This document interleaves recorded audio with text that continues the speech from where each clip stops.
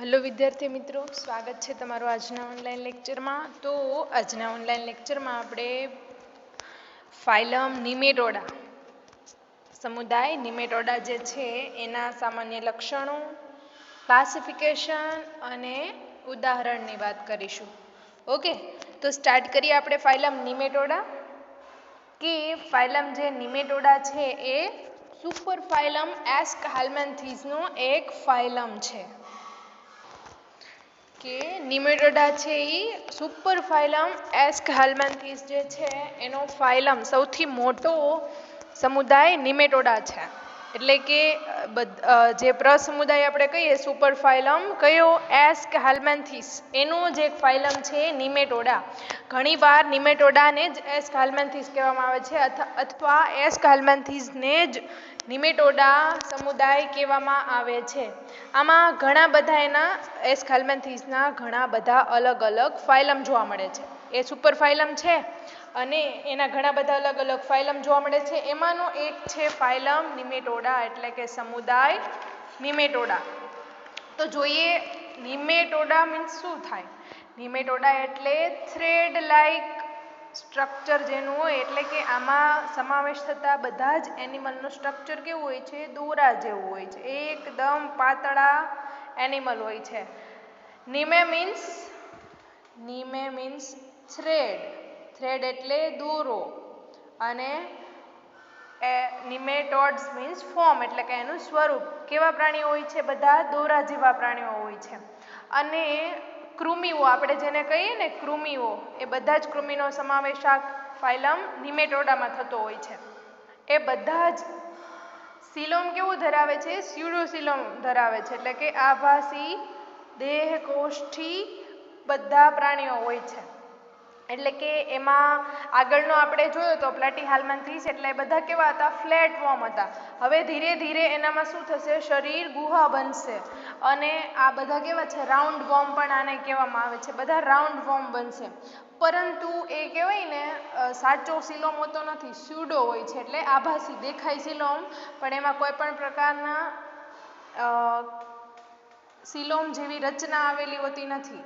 Okay, body કેવિટીની વચ્ચે જે space હોય છે એ એવી રીતે સ્પેસ આવેલી હોતી નથી. એની અંદર જે મધ્ય સ્તરનું મેઝેનકાઇમા અથવા પેરિકાઇમા કીધું, એ અધિચ્છદનું જે સ્તર હોય ને એ આવેલું હોતું નથી. ઓકે, એટલે આ બધા જ પ્રાણીઓ કેવા છે? બધા જ પ્રાણીઓ આભાસી દેહકોષ્ઠ ધરાવતા, એટલે કે સ્યુડોસિલોમેટ્સ હોય છે બધા જ. ઓકે, અને મોટા ભાગના આ બધા જ એનિમલ હોય એ બાયલેટરલ સિમેટ્રી, એટલે કે દ્વિપાર્શ્વીય સંરચના ધરાવે છે. એનો જે બોડી હોય છે એના બે સરખા ભાગમાં આપણે ડિવાઈડ કરી શકીએ. આમ પણ થ્રેડ લાઇક સ્ટ્રક્ચર હોય એટલે બહુ લોંગ હોવાનું છે. મેલ અને ફિમેલને આપણે ઇઝીલી આઈડેન્ટિફાઈ કરી શકીએ છીએ. અને આમનું જે બોડી હોય છે એ કોઈ પણ પ્રકારના ખંડમાં વિભાજિત હોતું નથી. શું? એનામાં કોઈ પણ પ્રકારના સેગમેન્ટ્સ જોવા મળતા નથી, જેવી રીતે આપણે આગળ પ્લેટફોર્મમાં જોયું. તો શરૂ કરીએ એના સામાન્ય લક્ષણોથી. આ સમુદાયના પ્રાણીઓ છે ને એવરીવેર જોવા મળે. એ બધા જ હેબિટેટમાં સ્યુટેબલ હોય છે. એમ આઈધર ટેરેસ્ટ્રીયલ હોય છે, પછી ફ્રી લિવિંગ હોય છે, પેરેસાઇટ હોય છે, અથવા એક્વેટિક હોય છે. એક્વેટિકમાં મરીન અને ફ્રેશ વોટર બંને જોવા મળે છે. શું? આ બધા જેટલા પ્રાણીઓ હોય છે એ ગમે ત્યાં જીવી શકે છે.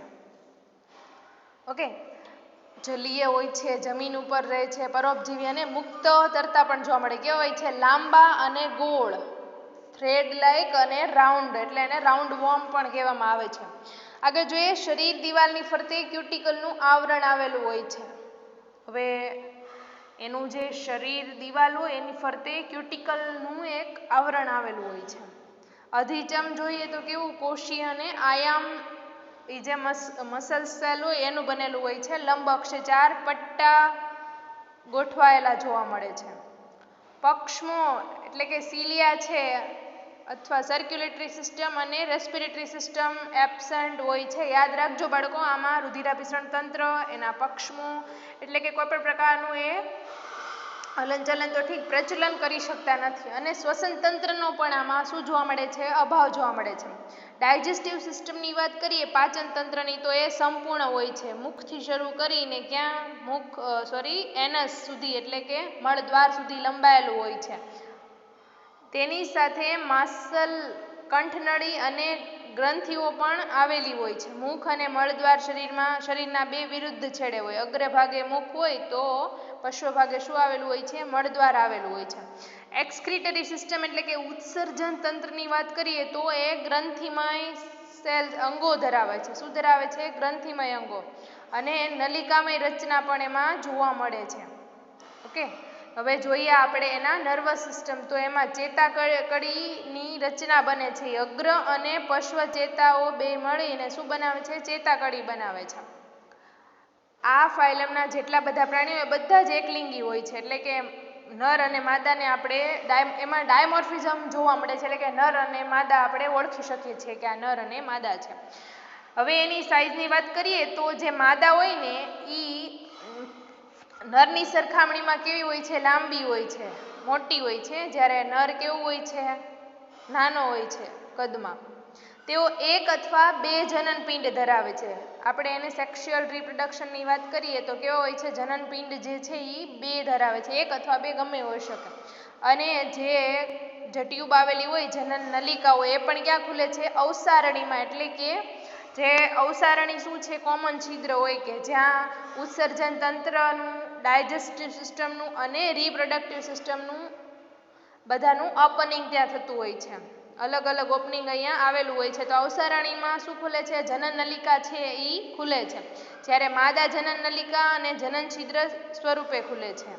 અને તેઓનું ફર્ટિલાઇઝેશન કેવું છે? ઇન્ટરનલ જોવા મળે છે. ઓમ પણ એકલિંગી છે અને એના જે રિપ્રોડક્ટિવ ઓર્ગન્સ છે એ પણ વેલ ડેવલપ છે. શરીર સામાન્ય રીતે કૃમિ જેવું નળાકાર ચપટું હોય છે અને શીર્ષ કેવું? સ્પષ્ટ જોવા મળે છે. એનું શીર્ષ આપણે સ્પષ્ટ આઈડેન્ટિફાઈ કરી શકીએ છીએ. આ કોઈપણ પ્રકારના ખંડ ધરાવતા નથી અને આભાસી દેહકોષ્ઠ, આગળ આપણે વાત કરી એમ આને સ્યુડોસિલોમેટ્સ પણ કહેવામાં આવે છે. કેવા? સ્યુડોસિલોમેટ્સ એટલે કે આભાસી દેહકોષ્ઠ ધરાવતા પ્રાણીઓ. શરીરની ફરતે આપણે પહેલા જ વાત કરી કે ક્યુટિકલનું આવરણ આવેલું હોય. કેવું હોય છે? એ મજબૂત અને રક્ષણાત્મક હોય છે. એટલે કે એ જોઈએ ને ઘણા બધા હ્યુમન્સના ઇન્ટેસ્ટાઇનમાં, સ્ટમકમાં એની દિવાલ સાથે ચોંટીને રહે છે. હવે તમે વિચારો કે આપણા બોડીમાં ઘણા બધા એન્ઝાઇમનું સિક્રેશન થતું હોય. એ બધાની પીએચ અલગ અલગ હોય છે. તો પણ કેમ એના બોડીને કંઈ નથી થતું? એ એન્ઝાઇમનું સિક્રેશન અથવા કોઈ પણ જ્યુસની સિક્રેશન થશે તો એને એના બોડીની જે વોલ હોય એને નુકસાન થશે ના, કારણ કે એ શું ધરાવે છે? ક્યુટિકલનું આવરણ ધરાવે છે. એનાથી એને કોઈ પણ પ્રકારનો ફરક પડતો નથી. ઓકે, આ હતા એના સામાન્ય લક્ષણો. હવે આમાં એક વાત કહેતા ભૂલી ગઈ કે એના જે સેન્સ ઓર્ગન હોય છે એ કેવા હોય છે? પૂરલી ડેવલપ હોય. એટલે બહુ કહેવાય ને વિકાસ પામેલા હોતા નથી. તો હવે વાત કરીએ એના વર્ગીકરણની કે એનું ક્લાસિફિકેશન કેવી રીતે જોવા મળે છે. જે સમુદાય એટલે કે ફાઇલમ નિમેટોડા છે એને બે વર્ગમાં, બે ક્લાસમાં ડિવાઈડ કર્યા છે. એક છે એફાઝમિડિયા અને બીજું છે ફેઝમિડિયા. એફાઝમિડિયા એન્ડ ફાઝમિડિયા. તો એનું ઉદાહરણ છે ડેમોસ્કોલેક્સ અને ફાઝમિડિયાનું જોઈએ તો કરમ્યુ અને એન્ટેરોબિયસ. આ બે છે એ અલગ અલગ આ બે એના વર્ગ છે એના ઉદાહરણો છે. તો જોઈએ આપણે સૌથી પહેલો વર્ગ એફાઝમિડિયા. તેમના પુચ્છ ભાગમાં સંવેદી અંગોનો અભાવ હોય છે. પહેલાં જ આપણે વાત કરી કે સેન્સરી ઓર્ગન આમાં અભાવ હોય છે. હોય તો તે કેવા? સ્મોલ પેપ્લિયા કહેવાય ને, અને બોડીના એન્ડમાં ક્યારેક હાજર હોય અથવા શરૂઆતમાં હોય. તો આ જે એફાઝમિડિયા છે એમાં જે જે સેન્સરી ઓર્ગન છે, સંવેદી અંગો, ફાઝમિડ એને જે પણ કહેવામાં આવે છે, એનો શું હોય છે? પૂંછના ભાગે અભાવ હોય છે. બાકી ક્યારેક હાજર પણ હોય પેપ્લિયાના સ્વરૂપમાં. આ પ્રાણીઓમાં ઉત્સર્જન તંત્રનો અભાવ જો હાજર હોય તો પણ કેવું હોય છે? અલ્પ વિકસિત જોવા મળે છે. મધ્ય સ્તરીય પેશીપૂર્ણ વિકાસ પામેલી હોય છે. અને આનું ઉદાહરણ શું છે? ડેમોસ્કોલેક્સ. હવે જોઈએ જે ક્લાસ ફાઝમિડિયા છે એના કયા કયા લક્ષણો છે. એના જે પુચ્છ ભાગમાં સંવેદી અંગો આવેલા હોય છે, એટલે કે પેપ્લિયા અથવા આર્મપિટ્સ નિયર એના બોડીના એન્ડમાં જોવા મળે છે. ઉત્સર્જન તંત્ર આમાં વિકસિત હોય છે. જે એફાઝમિડિયાના જે લક્ષણો હોય છે એનાથી વિરુદ્ધ લક્ષણો ફેઝમિડિયાના હોય છે. ઓકે, ઉત્સર્જન તંત્ર કેવું હોય છે? વિકસિત હોય છે. મધ્યસ્તરીય જે પેશી હોય એ આવેલી તો હોય છે પણ કેવી હોય છે? અલ્પ વિકસિત હોય છે. એના ઉદાહરણો ક્યાં છે? કરમિયું અને એન્ટેરોબિયસ. કરમિયું આપણે એસ્કેરિસ કહીએ અને બીજું છે એન્ટેરોબિયા, એને આપણે પિનવોર્મ પણ કહેવામાં આવે છે કે એ આપણા જે હ્યુમન્સ હોય છે એના મોટા આંતરડામાં જોવા મળે છે, અથવા જે એનો આંત્રપુચ્છનો જે ભાગ હોય છે એના અંદર પેરાસાઇટ તરીકે રહે છે. ઓકે, તો હવે આ બંને એના જે ઉદાહરણો છે એની વાત કરી લઈએ આપણે. તો ફર્સ્ટ છે કરમિયું એસ્કેરિસ. એ પણ ક્યારે છે? મનુષ્યના નાના આંતરડામાં જોવા મળે છે, સ્મોલ ઇન્ટેસ્ટાઇનમાં રહેતું ફ્રી લિવિંગ, અને એમાં પણ કેવું પેરાસાઇટિક એનિમલ છે. પુખ્ત માનવીની સરખામણીમાં બાળકોમાં સામાન્ય રીતે જોવા મળે છે. કરમિયું જોઈએ એસ્કેરિસ નાના બાળકોમાં વધારે જોવા મળે છે. હવે એની લંબાઈની વાત કરીએ તો માદા છે એ 20 થી 40 સેન્ટીમીટર હોય છે લાંબી, જ્યારે નર અને એનો જે વ્યાસ કેટલો હોય છે? 6 થી 8 મિલીમીટર જેટલો એનો વ્યાસ હોય છે. હવે વાત કરીએ આપણે નર કરમિયાની, તો એવી કેવું હોય છે? એ ફિમેલની કમ્પેરિઝનમાં નાનું જ હોય છે. તાજું જે કરમિયું હોય એટલે કે જે એનું ચાઇલ્ડ કરમિયું કહીએ આપણે, એનો રંગ કેવો હોય છે? ગુલાબી હોય છે, અને તેના શરીરની બહાર અસંખ્ય ગોળ વલયો આવેલા હોય છે. એનું શરીર લાંબુ નળાકાર અને બંને છેડે કેવું હોય છે? આ જો અણીવાળું તમે જોઈ શકો છો. ઓકે, શરીરના અગ્રભાગે મુખ આવેલું હોય છે. મુખની ફરતે ઓષ્ઠ આવેલા હોય છે. શું આવેલા છે? ઓષ્ઠ, અથવા એને તમે હોઠ પણ કહી શકો. દરેક ઓષ્ઠ હોય ને એ સેન્સરી પુટિકા ધરાવે, જેનું કાર્ય શું હોય? કેમિકલ અને કોઈ પણ સ્મેલ આવતી હોય ને એનું સંવેદનાનું ગ્રહણ કરવાનું. સેન્સરી ઓર્ગન પૂર ડેવલપ હોય છે, પણ આ પ્રકારના આવા સેન્સરી ઓર્ગન હાજર પણ હોય છે. ઓકે, એની વક્ષ બાજુએ શું આવેલું હોય છે? ઉત્સર્જન છિદ્ર આવેલું હોય છે. કરમિયામાં બાહ્ય લિંગભેદ ખૂબ જ સ્પષ્ટ જોવા મળે છે. આપણે ઓળખી શકીએ કયું નર છે ને કયું માદા છે. ઓકે, નરમાં અવસારણી છિદ્રમાંથી એક જોડ ટૂંકા અણીદાર અને કાઇટિનની બનેલી પિનિયલ સીટાઈ અથવા સ્પિક્યુલ્સ કહીએ ને એ બહાર નીકળે. માદા કરમિયું મોટું હોય અને એના શરીરનો પશ્વ છેડો હોય ને એ સીધો હોય છે, જ્યારે નરમાં કેવો હોય છે? વળેલો હોય છે. ઓકે, અને માદામાં જે જનન છિદ્ર હોય અલાયદું હોય છે, કોઈ પણ પ્રકારનું અવસારણીમાં ખુલતું નથી. જ્યારે નરમાં હોય એ ક્યાં ખુલે છે? અવસારણીમાં ખુલે છે. હવે નર કરમિયાના મળદ્વારની આસપાસ શું જોવા મળે છે? એમાં પણ પીટિકાઓ એટલે કે એના જે સેન્સરી ઓર્ગન આપણે કહીએ પેપ્લિયા એ જોવા મળે છે. અને જ્યારે માદામાં શું હોય છે? ગેરહાજર હોય છે. જ્યારે એને ક્યાં જોવા મળે છે? મુખની બાજુમાં જોવા મળે છે. આ હતું આપણું એસ્કેરિસ. ક્યાં જોવા મળે છે? સ્મોલ ઇન્ટેસ્ટાઇનમાં, અને સ્પેશિયલી પુખ્ત કરતાં નાના બાળકોમાં વધારે જોવા મળે છે.